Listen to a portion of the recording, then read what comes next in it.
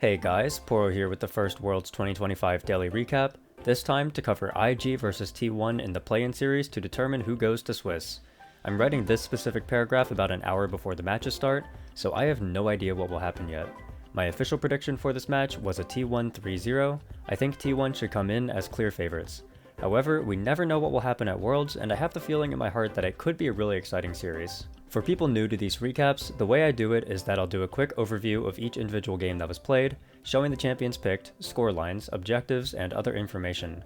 I'll give each player a general score out of 5 based on how much I thought they impacted the win or loss, and I pick my series MVPs by averaging out the scores across all the games. If you're curious as to where the ratings come from, check out the star ratings video I did for MSI, which I'll link in the video description. The basics to know are that everyone starts at 3 stars by default, so don't be too surprised if ratings end up consistently lower than what you might expect. I think over the course of MSI, I only ended up giving out 11 total 5-star performances, so the bar has been set pretty high. With that introduction out of the way, let's see how the series turned out. Wow, what a game. Absolutely insane way to start Worlds, incredibly entertaining back and forth. First, IG actually leapt out to a lead. The Shy found a good solo kill, Rookie was laning well, Wei was outpacing Owner. Then, T1 started out macroing with the lane swaps as they were able to get the perfect lane assignments all early game. IG grabbed all the early objectives, but the game looked pretty even. Then, both teams went for an all-out teamfight at Otacon. IG started the objective because there was a window where Alistar ult was down, but both teams fought anyway. T1 actually had a great opportunity to one-shot Wei, but Doran whiffed an ult and IG's carries were able to free hit and win the fight. Now the game was fully in IG's control. They got Soul, they got a 3k gold lead, everything was great. Now, something extra to mention here is that the Shy inted like 5 times during the game up to this point. Some of them mattered and some didn't, but we were getting a classic the Shy performance. Then he committed a pretty bad in at around 30 minutes by trying to dive Guma under tower and getting one shot, which put the ball back in T1's court. This is where I bring up Faker. He was having a pretty off game, all things considered. Not a good lane phase, got picked out on side on bad timers, had relatively low impact. Then, as soon as the Shy died under that turret, something just flipped in Faker's brain and the Talia shove became a point-and-click spell for the rest of the game. A huge 2-man shove to win the ensuing 4v5, and multiple shoves on the following Baron push before the game ended as T1 completed the comeback. Not too much to say overall for this one. If IG didn't win this game, I'm not sure what game they'll win. Wei played fantastic, no negative notes for his Qiyana. Doran and the Shy both committed some game-losing plays, the two top laners were definitely having a bit of an int-off. Everyone else was kind of just doing their thing. I'm keeping Faker at 3 stars because T1 were in a massive game-losing position for 30 minutes basically, but his last few minutes saved him from dropping any lower. If IG want to win game 2 or 3, Rookie and Gala are going to need to step up more I think. The two of them getting hit by the same shove is kind of insane. Game 2 was maybe even more exciting than game 1. Yet another back and forth, it was brilliant to watch. IG came out with a risky Caitlyn comp, and we had a push and pull where if Gala had flash up then IG could win the fights, but if Gala's flash was down then T1 could bring it back. Rookie and Faker both played phenomenally in my opinion. It almost felt like we were watching both mid laners 5 years ago, made me really happy to see on both ends. I have to formally apologize to Rookie. Even if IG lose the next 2 games with 2 horrible Rookie performances, I put his ceiling too low. I didn't know he had that kind of game in him this year. For T1, their worst performers were definitely Doran and Owner. Both of them had a few teamfights and objective setups, especially later on where they went on the wrong people or missed a few key abilities that led to unwinnable fights.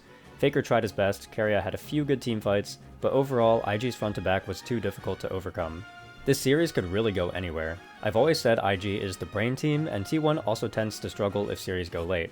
With Rookie and Wei both informed the way they've been, there's a real shot they could take the series home. For T1, Owner has not shown up so far. He was their best player in LCK playoffs, so I know he has it in him, but he needs to start playing well for T1 to bring the momentum back.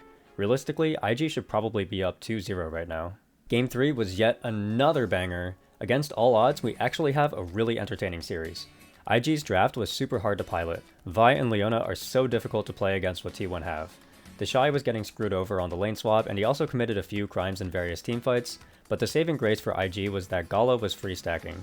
Rookie played yet another great game, whereas Faker was definitely struggling, but Owner picked up the slack and had pretty solid control for a good portion of the game. For a while, it was extremely tense because Wei was actually navigating the game really well as Rookie and Gala were doing work in the standoffs, but one singular slip-up where he greeted for a control ward gave T1 the Baron and launched the momentum back in their favor. All it took was one more Drake fight, and T1 were able to prove their advantage and take the game. I've been very impressed with IG in this series despite the negative scoreline. I think they're playing about the best they possibly could be, reaching their ceiling. On the flip side, while I do think T1 is a better team than IG, they don't feel clean today and these games are not going as smoothly as they would want. I have no idea what to expect for Game 4. Game 4 was yet another banger. The series kept on delivering until the very end. This may very well end up being one of the bloodiest games we'll have. Both teams were hellbent on fighting to the death constantly. At one point, we even had an Otacon fight that lasted at least 2 or 3 minutes. For this match, we got to see the Shy finally succumb to the ego and attempt a lane bully counterpick, and despite solo killing once, it was unshockingly not effective in the slightest. Never changed the Shy. The game was super interesting from a macro standpoint. T1 had Keria hovering around mid lane for the entire first portion of the game, and Mako tried to match the roam as well to play 2v2 mid, but T1 won out over time because it was just a double ranged into double melee matchup. Then IG started playing hard for overloads and cross maps, and they brought down multiple turrets with the Ziggs pressure. A fight broke out around mid lane at the 13-minute mark as IG went hard for a dive to kill the T1 bot lane, and Owner ulted in with the Nocturne to salvage the play before swiftly being blown up. At this point, IG had a pretty commanding lead. However, T1 would then ace IG a couple minutes later with a 5-for-2 fight, which would be the biggest moment in the game. IG tried to hang around and find some skirmishes here and there, but basically every play would go T1's way at least slightly as they closed out the series. For scores, I did decide to give Keria a 2 for this one. He had some pretty bad deaths early and was a complete non-factor within the game even when T1 mounted their comeback. I gave Mako a 4 because he spearheaded a lot of the initial lead IG got, and in my opinion was not the reason why they ended up losing. I considered giving Owner a 4, but he had a number of bad plays to go along with his good plays. Faker was great on LeBlanc this game. He was able to maintain a healthy individual lead even when his team was losing, and he was very useful in all of the fights later on. The big MVP of this game though was Guma. We know Guma is a great Ashe player, but it felt like he was working overtime to make sure all those fights went T1's way. His ults were absolutely game-changing. Overall, I think this was about the most entertaining series we could have gotten from these two teams. All 4 games were back and forth, and I thought IG showed up as their best possible selves to try and defeat the much stronger T1 who were having a bit of an off day. Rookie was fantastic all series, and Wei played much better than I was expecting. I think even from just this one series, we got to see a lot of IG's strengths. IG had some very good draft ideas, great in-game plans, and solid map movements. They lost games from individual player throws or being mechanics checked by T1, which was expected. I'm left pretty satisfied with IG. T1 on the other hand has a lot to be worried about moving forward. While Owner played well in the back half of the series, his first half was pretty underwhelming. I also thought Keria felt less impactful today than I was hoping. T1 did a pretty good job keeping Gala in check, but overall I would call today an underperformance from them. With the series out of the way, we have our draws for day 1 of Swiss. 8 best of 1s, it's a super exciting day that will be full of action. Let's run through my predictions for these. Gen.G should stomp PSG, nothing to say there.